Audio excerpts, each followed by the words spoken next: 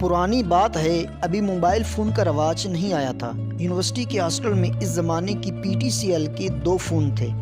جب موقع ملتا ایسے ہی ادھر ادھر کا نمبر ملاتے کہ شاید کسی مہوش سے بات ہو جائے۔ ہمارے 2-3 دوستوں کی اس طرح دوستی ہو چکی تھی اور وہ اس بات پر بہت نازاں تھے۔ کرنا خدا کا کیا ہوا کہ ایک دن حسب معمول کوسوں میں لگے ہوئے تھے کہ فون کی دوسری جانب ایک نفیس سی کھنکتی ہوئی زنانہ آواز ابھری۔ پہلے تو ہمارے اپنے اوسان خطا ہوئے، لیکن اپنے آپ سے کہا برخودار ایسا موقع پتہ نہیں پھر ملے نہ ملے، ہمت نہیں ہارنی چاہیے۔ چنانچہ تمام صلاحیتیں بروئے کار لاتے ہوئے اور شوٹو شوٹ چلتی سانسوں کو کنٹرول کرتے ہوئے السلام علیکم کہا اور بہانہ بناتے ہوئے کہا کہ امجد گھر پر ہے، ساتھ ہی ساتھ دل میں دعا کی کہ خدا کرے اس نام کا کوئی شخص اس گھر میں نہ ہو۔ دعا قبول ہوئی اور جواب آیا یہاں پر امجد نہیں رہتے۔ اس پر ہم نے کہا شاید رانگ نمبر مل گیا ہے اور بات کو لمبا کرتے ہوئے کہا آپ کو خواہ مخواہ زحمت دی، جس کے لیے معذرت خواہ ہیں۔ بات کو مزید جاری رکھتے ہوئے نہایت شائستہ انداز میں وضاحت کی کہ ہمارا کلاس فیلو ہے اور آج ہم نے مل کے اسائنمنٹ تیار کرنی تھی، جس کے لیے اس نے یہاں ہاسٹل آنا تھا۔ دوسری طرف سے رس گھولتی آواز نے کہا کوئی بات نہیں، اس پہ جلدی سے کہ موبائل فون بند نہ کر دیا جائے۔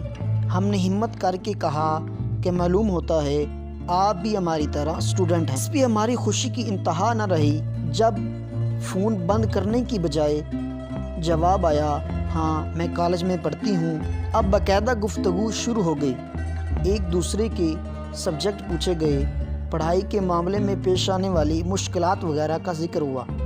چنانچہ یونیورسٹی میں پڑھتے تھے، اس لیے مشکلات کے حل کے لیے ہم نے اپنی ممکنہ خدمات پیش کر دیں۔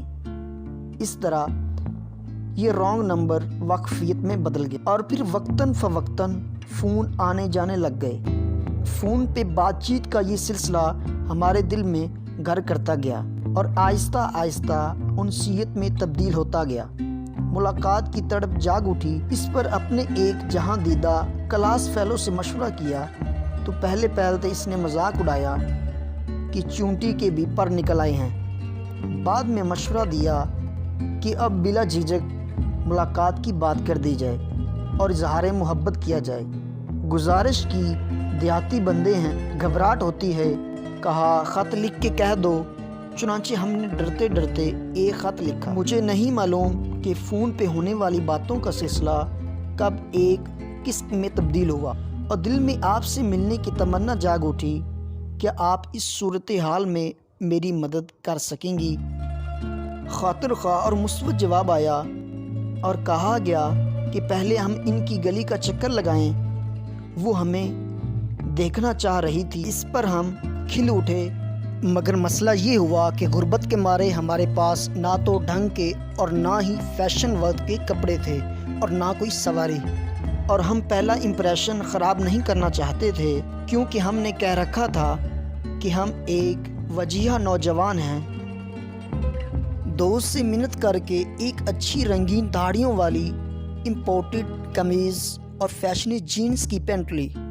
سواری کے سلسلے میں ایک دوست نے مہربانی کی اور اپنی موٹر سائیکل دے دی، لیکن چونکہ ہمیں چلانی نہیں آتی تھی، اسی دوست سے عرض کیا کہ وہ ہمیں وہاں لے جائے۔ کچھ دیر کے بعد وہ راضی ہو گیا۔ بڑی وش سے وقت اور دن طے کیا، نشانی کے طور پر موٹر سائیکل کا نمبر بھی بتا دیا تاکہ پہچاننے میں کوئی دقت نہ ہو۔ مقررہ دن کو ہم وہی اسی جگہ پہنچ گئے جہاں پہ ہم نے جانا تھا۔ ادھر دوسری طرف وہ حسینہ کھڑی ہمارا انتظار کر رہی تھی۔ آسمانی رنگ کے سوٹ میں موٹر سائیکل کو پہچان گئی، چوری چھپے ہاتھ ہلایا اور ہم نے بھی جوابی ہاتھ ہلایا، اور جب تک وہ نظر آتی رہی ہم ادھر ادھر گائے بگائے ہاتھ ہلاتے رہے۔ اپنی اس عظیم کامیابی پر بہت خوش ہاسٹل پہنچے تو رہا نہ گیا اور اسے فون کیا اور پوچھا کہ ہم اس کو کیسے لگے۔ اس کی آواز میں بھی خوشی جھلک رہی تھی۔ چہک کر بولی، آپ بہت اچھے اور پیارے لگ رہے تھے، لیکن یہ بندر کون تھا جو آپ کے پیچھے بیٹھا تھا؟ مزید سٹوریز کے لیے ہمارے چینل کو سبسکرائب کریں اور بیل کے آئیکن کو لازمی پریس کریں۔